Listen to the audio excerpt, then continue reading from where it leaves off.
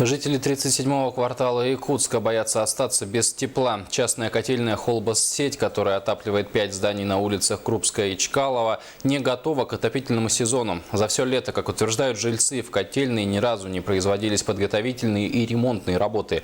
Уже 3 месяца люди живут без горячей воды и уверенности в своевременном вступлении в отопительный сезон. С подробностями Саргалана Захарова.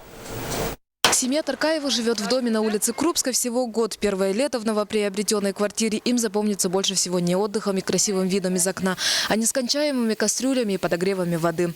Больше всего от отсутствия горячей воды в доме страдает маленькая 9-месячная Дана, искупать которую возможно только после длительного процесса подготовки. Нам приходится каждый раз набирать воду в кастрюле и подогревать. Помимо этого еще лишняя электроэнергия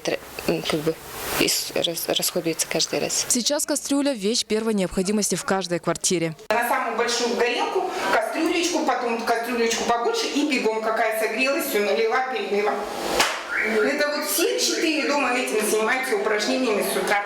Жильцы не раз говорили с владельцем котельной Петром Мишкиным, но разговор сходился к тому, что обязательства по подаче горячей воды он перекладывал на управляющую компанию. Кроме того, стало известно, что отсутствие воды связано с отключением подачи газа в котельную из-за большой задолженности компании перед поставщиком.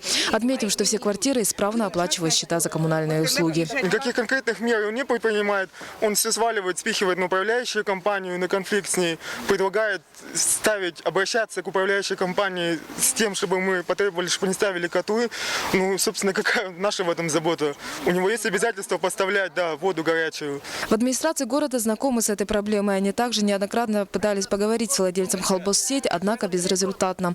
Котельная не готова к отопительному сезону, и никаких мер по ее подготовке владелец не предпринимает. Было совещание у городской прокуратуры, где об этом тревожном сигнале мы тоже довели до городской прокуратуры.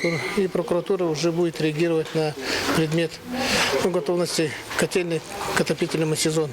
Одним из путей решения этой проблемы в администрации видят в выкупе котельную компанию «Холбоссеть». Но сумма в 5 миллионов, предложенная ими, владельца не устроила, и он оценил свое имущество в троекратном размере – 15 миллионов рублей. Такая цена за старую котельную, в которой в течение многих лет не проводились капитальные ремонты, как отмечают представители мэрии, слишком завышена.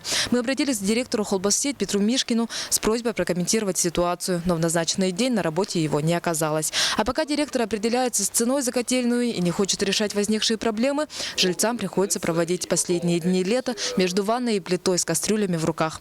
Саргалана Захарова, Батый Горохов, Дмитрий Сергучев, Василий Слепцов, НВК Саха, Якутск.